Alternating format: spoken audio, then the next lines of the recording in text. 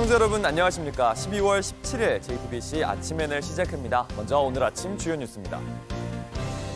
검찰이 윤석열 대통령에게 다시 한번 오는 21일까지 출석하라고 통보했습니다. 1차 소환을 거부한 윤 대통령이 응할지는 알 수 없지만 만약 또 거부한다면 체포하는 방안도 검토 중입니다. 검찰뿐 아니라 경찰과 공수처도 수사 경쟁에 뛰어들었습니다. 검찰에 이어 경찰도 공수처와 함께 윤 대통령의 출석을 통보했는데 윤 대통령이 자신에게 유리한 수사기관을 고르는 것 아니냐 우려도 있습니다. 여인형 국군 방첩사령관이 구속 이후 처음으로 검찰 조사를 받았습니다. 검찰은 중앙선관위 서버를 확보하라는 지시를 내렸는지 집중적으로 물은 걸로 전해졌습니다. 정부가 야당이 단독 처리한 6개 법안에 대한 거부권 행사 안건을 오늘 국무회의에 상정하지 않기로 했습니다. 한덕수 권한대행이 정치권의 반발을 계속해서 고심하는 걸로 보입니다. 검찰이 윤석열 대통령에게 다시 한번 소환을 통보했습니다. 지난주에 내란 우두머리 혐의로 소환을 통보한 데 이어서 두 번째입니다. 윤 대통령이 출석하지 않을 가능성이 높은데 검찰은 체포영장까지 검토하고 있습니다. 류정화 기자입니다. 1.23 내란 사태를 수사 중인 검찰이 윤석열 대통령에게 오는 21일까지 소환 조사를 받으라고 통보했습니다. 지난 15일 윤 대통령이 1차 소환에 응하지 않자 곧바로 2차 소환장을 보낸 겁니다. 1차 소환 요구 당시 윤 대통령은 변호사 선임이 완료되지 않았다며 소환에 불응했습니다.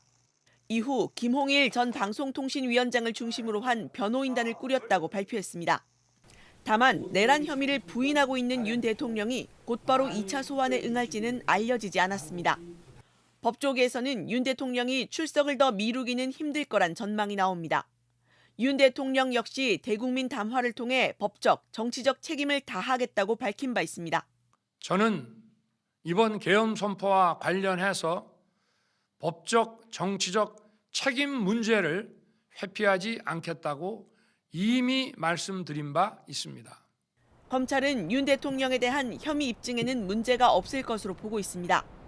이미 군 수뇌부에 대한 신병이 확보된 만큼 윤 대통령의 지시 여부만 밝히면 내란죄 입증은 어렵지 않다는 판단입니다. 검찰은 윤 대통령이 2차 출석 요구까지 거부하면 체포하는 방안도 검토 중입니다. 공수처와 경찰청 특수단, 국방부 조사본부로 구성된 공조수사본부도 윤 대통령에게 18일 오전 10시 공수처로 나와 조사받으라고 통보한 바 있습니다. 공조본은 수사관 등 4명을 대통령실에 보내 출석 요구서 전달을 시도했지만 대통령 비서실과 경호처는 수령을 거부했습니다. JTBC 유정화입니다. 내란 수사, 검찰만 나선 게 아닙니다. 경찰과 공수처도 조직의 명운을 걸고 수사 주도권 경쟁을 벌이는 중인데요.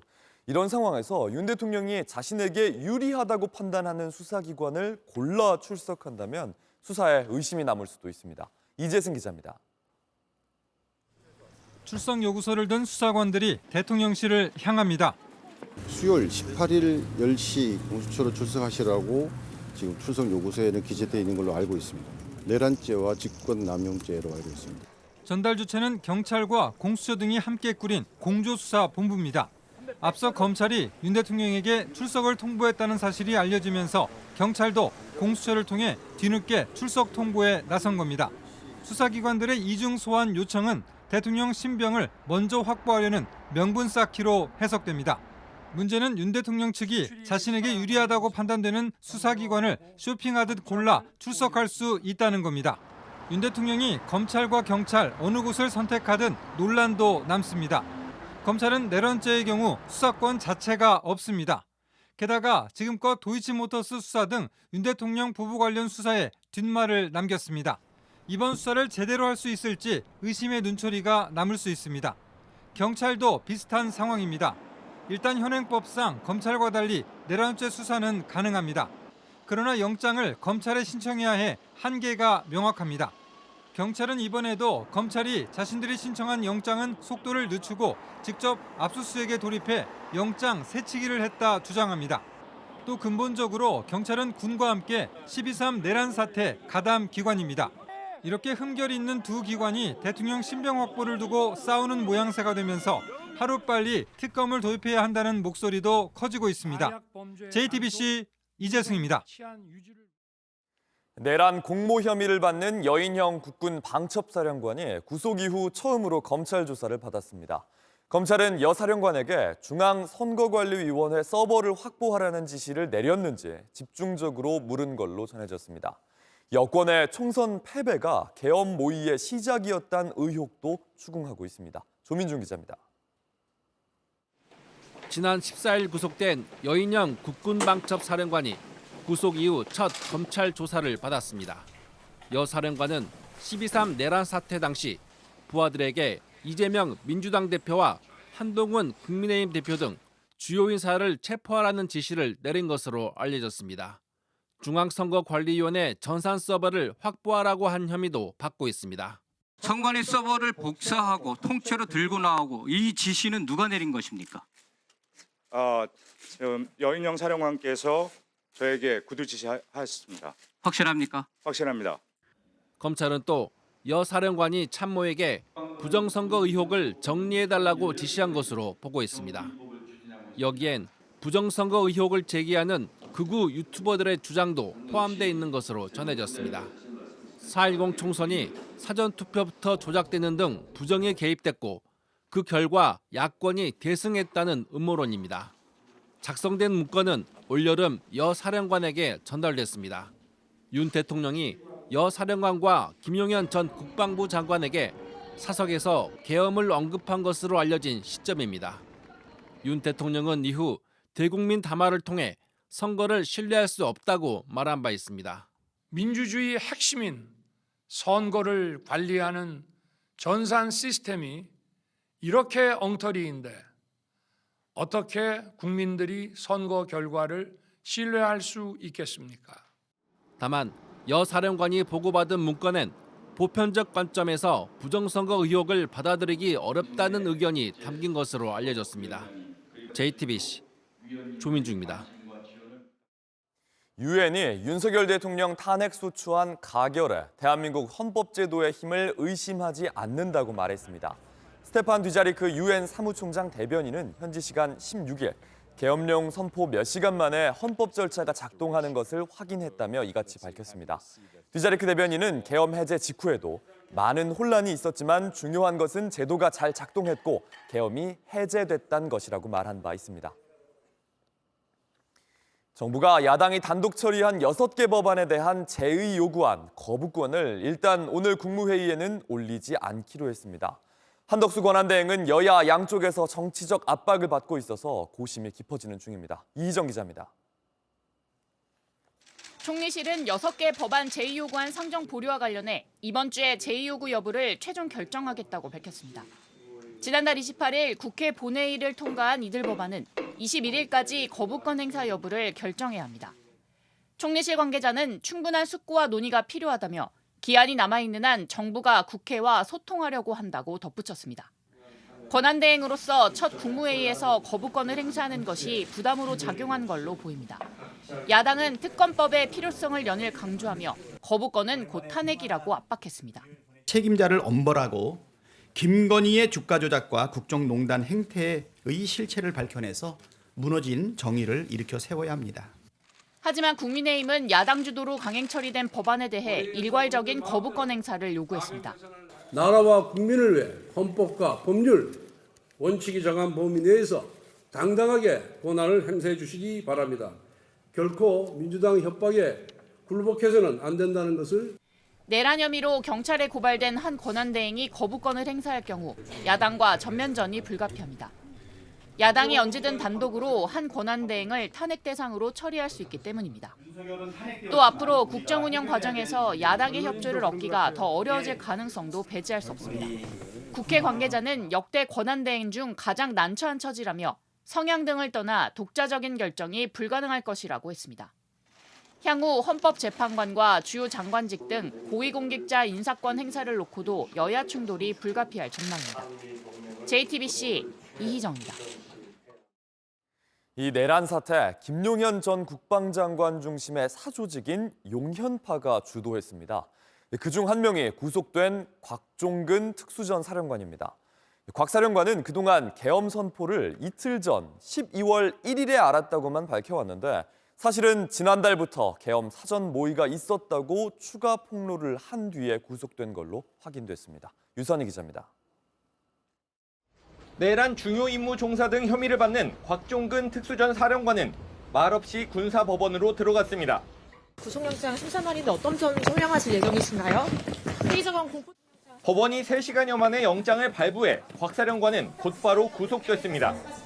곽 사령관은 앞서 계엄 선포 후 국회 봉쇄 작전 중에 윤석열 대통령의 전화를 받았다고 증언했습니다. 의결 정족수가 차지 않는 것 같다.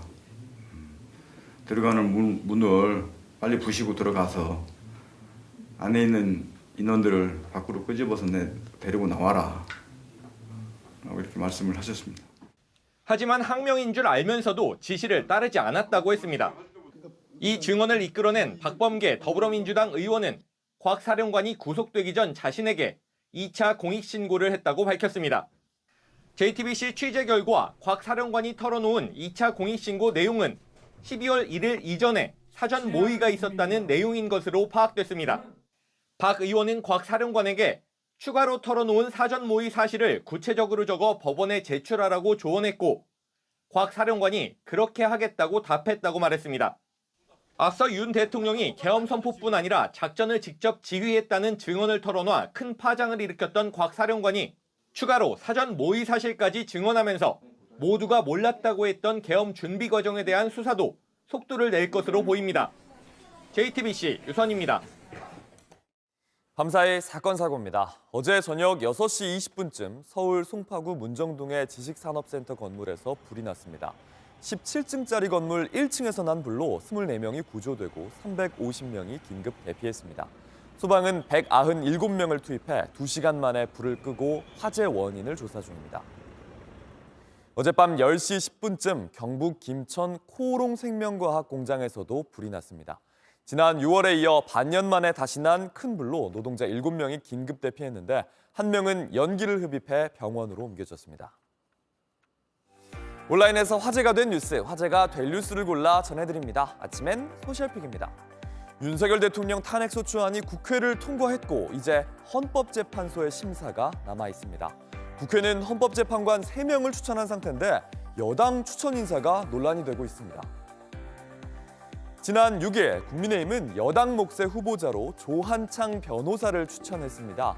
민주당도 헌재를 온전한 구인 체제로 만들기 위해 재판관 선출 절차를 신속하게 밟겠다는 입장입니다. 하지만 어제 민주사회를 위한 변호사 모임은 권력의 입맛에 맞는 판결을 만들어내려 했던 사법농단 사태 관여 이력이 있다며 조한창 변호사 추천 철회를 촉구했습니다. 게다가 헌법재판관을 국회가 추천하면 대통령이 임명해야 하는데요. 한덕수 국무총리가 권한대행으로서 재판관을 임명해야 하는 점도 변수입니다. 박근혜 전 대통령 탄핵 당시 민주당 일각에선 대통령 권한대행이 헌법재판관을 임명해선 안 된다 이렇게 주장했습니다. 다만 당시엔 국회 추천 몫이 아니라 대통령과 대법원장 추천 몫의 인사권 행사가 논란이 됐습니다. 황 대행은 박근혜 전 대통령이 파면된 뒤에야 대법원장 몫의 이선의 재판관을 임명했습니다. 6인 체제로 심리를 이어갈 수는 있지만 헌법적 정당성 논란을 피하기는 어려워 보입니다. 지금까지 국회 몫의 헌법재판관 후보자 3명은 윤 대통령이 말한 부정선거 의혹에 대해선 동의하지 않는다는 입장을 내놨습니다. 특히 조 후보자는요, 헌법이 부정선거에 대한 경계를 소홀히 하고 있지 않다며 법원의 판결을 존중하는 입장으로 알려졌습니다. 미국 국무부가 탄핵 이후의 한미 동맹에 대해 언급했습니다. 윤 대통령 탄핵소추안이 가결된 뒤에 한미의 외교 정책이 변화할지 묻자 내놓은 답이었습니다. Do you think there will be a gap to U.S. South Korea foreign policy and security sectors? Between the United States and the Republic of Korea, that alliance is not just an alliance between presidents, it is an alliance between governments and an alliance between peoples. 현지 시각 16일 미국 국무부 브리핑에서 나온 질문과 답입니다. 대변인은 한덕수 권한대행과 협력할 준비도 돼 있다고 말했습니다. We have seen the Republic of Korea over the past few weeks demonstrate its democratic resilience. That is democratic resilience that that was hard won several decades ago, and we are ready to continue to work with the acting president. 계엄 직후에 필립 골드버그 주한 미국 대사 또한 한국 민주주의의 회복력에 고무되고 있다고 했고 한미 동맹은 철통 같다며 한국의 민주적, 헌법적 절차를 지지한다고 말하기도 했습니다. 양민혁 선수가 프리미어리그 토트넘 합류를 위해 영국에 도착했습니다. 14살 차이인 주장 손흥민 선수와 함께 뛸 날을 꿈꾸는 양 선수의 다음 목표도 들어보시죠. 현재 시간 16일 영국 런던의 히스로 공항에 양민혁 선수가 도착했습니다. 공항에 마중 나온 팬들을 위해 짧은 사인회가 열리기도 했는데요. 어제 강원FC는 새로운 도전을 시작하는 양 선수와 짧은 인터뷰를 올렸습니다.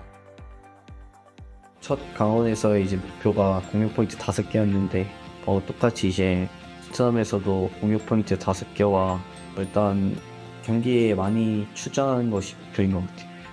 또 강원에서 많이 배우고 성장한 만큼 토트넘에서도 좋은 모습을 보여주겠다는 포부도 남겼습니다. 손흥민 선수와 호형호재하며 멋진 호흡을 곧 보여주길 기대해봅니다. 제가 이제 흥민 형이 계신 토트넘으로 가는데 제가 가서 또 형한테 많이 배우고 더 열심히 할 테니까 잘 챙겨주셨으면 좋겠습니다.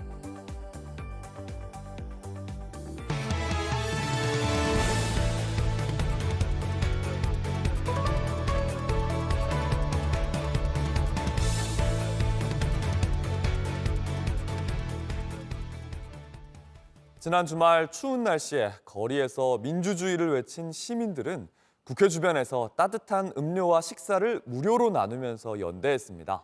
어린 중학생 아이들은 용돈을 아껴 커피 70여 잔을 선물했고 방송인 마크 테토도 선결제에 참여했습니다. 조소희 기자가 보도합니다. 대통령 탄핵 소추안의 가결에 모두의 눈이 쏠린 지난 토요일, 이날 오후 소셜미디어에 글 하나가 올라왔습니다. 인천의 한 중학교 학생 15명이 국회 앞 집회에 나온 사람들을 위해 커피 74잔을 선물했습니다. 용돈을 한 푼 두 푼 모아서 서울 여의도 한 카페에 선결제를 해놓은 겁니다. 계엄령이 있던 직후에 많은 어른분들이 목소리를 내주시면서 대신 싸워주셨는데 학생 신분으로서 커피로라도 작게 보답하고 싶어서 선결제를 하게 되었어요. 얼마 되지 않는 용돈을 그래서 거기서라도 얼마라도 보태서 그런 좀 힘이 되고자 했던 그 마음 자체도 저도 너무 좀 많이 감동을 받았고. 가수 아이유가 국밥 100그릇을 선결제한 여의도의 한 국밥집도 훈훈한 기부 행렬이 이어졌습니다. 미리 사놓은 국밥이 동나자 국밥을 다 먹은 사람들 중 일부가 몇 그릇씩 선결제를 하기 시작했습니다. 있을까요? 식사하시러 오신 분이 자기 자비로 식사를 하시고 또 10개를 결제를 하고 가셨어요.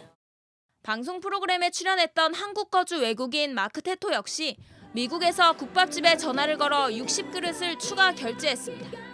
이름을 밝히지 않은 한 시민은 조용히 약국에 20만 원어치 상비약을 결제해 놓고 갔습니다. 거의 4시간 만에 다 됐어요. 종합감기약, 진통제 빨리 소진했어요. 쌀쌀한 겨울 여의도엔 훈훈한 미담이 넘쳐났습니다. 이거 집회 참여하시는 분들 나눠드리려고 퀵 서비스로 1000개 정도 보내주셔가지고 10박스가 왔어요. 네이버 주문으로 주문하시고 요청에다가 손님들 오면 나눠줘라. 이렇게 작은 마음들이 층층이 쌓이고 모여 그날 국회 앞엔 민주주의를 위한 힘찬 노래와 함성이 터져나왔습니다. JTBC 조소입니다. 미국 정부가 러시아에 파병된 북한군의 사상자가 발생했다고 처음으로 공식 확인했습니다.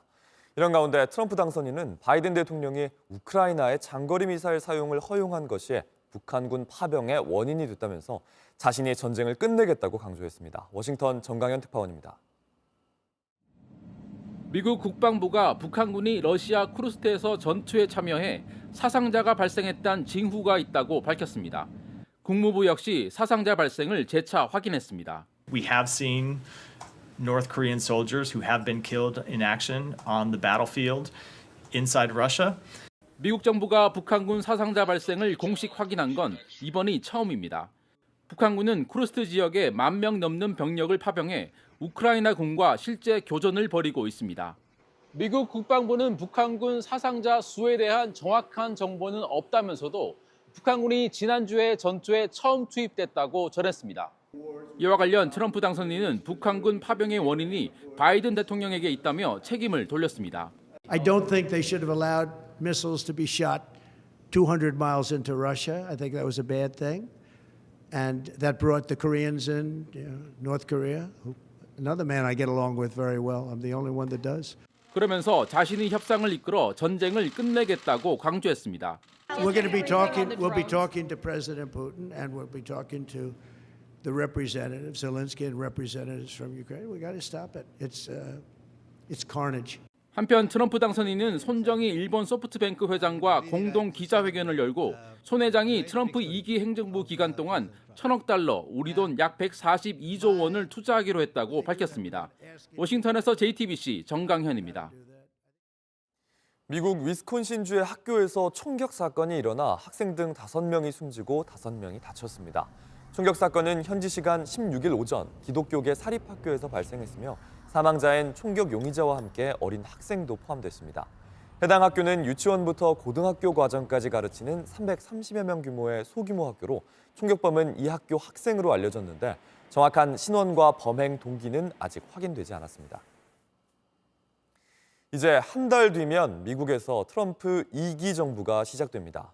미국인들에겐 기대와 우려가 거의 반반으로 엇갈리는데 과열됐던 대선을 거치면서 깊어진 갈등의 고리, 위험 수위라는 지적도 나옵니다. 워싱턴에서 김형구 특파원입니다. CNN 여론조사에서 트럼프는 어떤 대통령이 될 것으로 보느냐는 물음에 좋은 대통령이 될 것이란 답변이 54%, 형편없는 대통령이 될 것이란 응답이 46%로 반반씩 갈렸습니다. 2021년 조 바이든 대통령 취임 직전 같은 조사에서 좋은 대통령이 될 거란 응답이 61%로 형편없는 대통령이 될 거란 응답 35%를 넉넉하게 앞섰던 곳과는 상당한 차이가 있습니다. 내년 1월 20일 출범하는 트럼프 2기에 대한 감정을 묻는 말에는 열정적이거나 낙관적이라는 응답이 52%, 비관적이거나 불안하다는 답변이 48%로 역시 반반씩 나뉘었습니다. 이 같은 조사 결과를 놓고 CNN은 미국 대중이 극단적으로 분열돼 있다고 짚었습니다. 대선 레이스 도중 트럼프를 겨냥한 총격 암살 시도가 2차례나 발생하는 등 미국 정치의 양극화는 이미 위험 수위를 넘어서고 있다는 지적이 나온 바 있습니다. 트럼프의 세부 공약을 놓고서도 찬성과 반대가 갈렸습니다. 케이블 방송 CNBC 조사 결과 1월 6일 의사당 난입사건 피의자 사면에 대해 찬성 43%, 반대 50%, 관세 인상에 대해 찬성 51%, 반대 42%로 양분됐습니다. 다툼의 소지가 있는 정치, 경제 현안을 놓고 미국의 여론이 첨예하게 맞서고 있다는 분석이 나옵니다. 워싱턴에서 JTBC 김형우입니다. 날씨입니다. 갈수록 추위가 강해지고 있습니다. 오늘 낮 최고 기온은 서울이 3도, 광주와 대구 7도 등으로 어제보다 1도에서 2도 낮겠습니다. 또 밤부터 충남과 호남을 중심으로 비나 눈이 시작돼 내일까지 이어지겠습니다. 내일 아침은 서울이 영하 6도까지 기온이 내려가는 등 오늘보다 더 춥겠습니다. JTBC 아침엔을 마칩니다. 내일도 7시 반에 아침을 열겠습니다. 시청해주셔서 감사합니다.